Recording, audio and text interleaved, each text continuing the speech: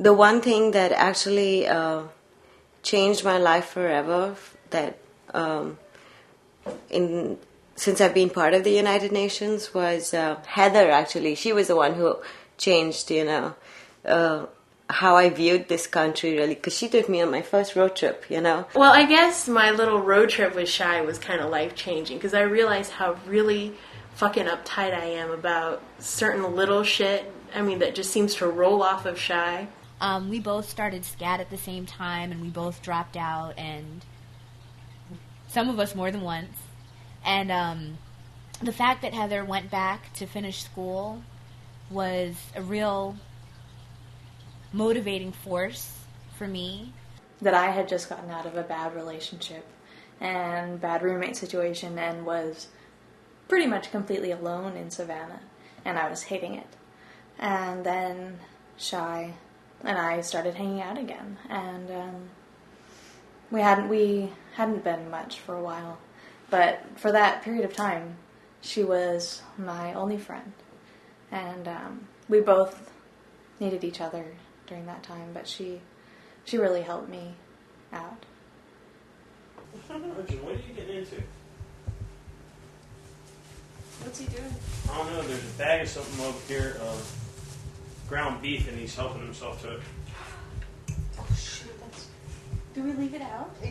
Oh shit! As everyone sits on the couch. Well, he's got it rare, and he likes it. I guess, I don't know, it's a menagerie here. We all love the animals, and they love us. We have 3 cats and a dog. But it just doesn't seem effective enough to scold him in English, because in English, you're like, oh, you stupid fucking dog, that kind of stuff. But when you say it in Korean, it really sounds scary. Arjun, of course, I guess is the most shared parenting that revolves around him. He's so damn needy, but everybody loves Arjun. He doesn't let you not love him. So, when he's being good, I speak to him in English. When he's being bad, I speak to him in Korean. We, I think, have taught each other to be more open to other cultures and other people. Just because I'm Jamaican and I have dreads and I try to eat natural and maybe I smoke some things, that doesn't necessarily mean that I'm a Rasta. I'm just Jamaican and I like to smoke. Korea sucks. People there suck. They're all assholes. And I wouldn't want them to learn anything from Korea. The place stinks. There's a constant cloud of yellow over the city. It's a sewer. It's like maybe a step above Savannah. We get looks, definitely. You got, again, you're white girl, black girl, Asian and Indian, and which isn't something you see all the time, I've never really gave a shit about anybody's reaction to me or my friends or, what they think about us. You've got to accept people's cultures, or if you don't, you just get left behind.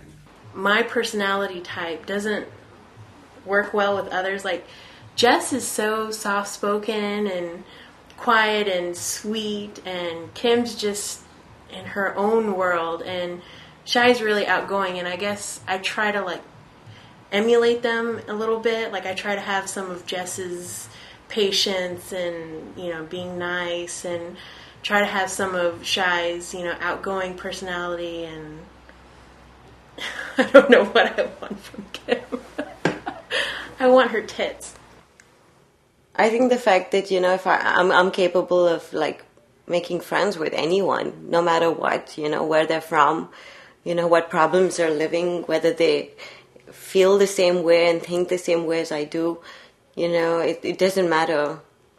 Let conflict arise and let it just exist, but you don't, say, oh, this person is not from my, background, doesn't know me, because that's not true, Everyone connects somewhere.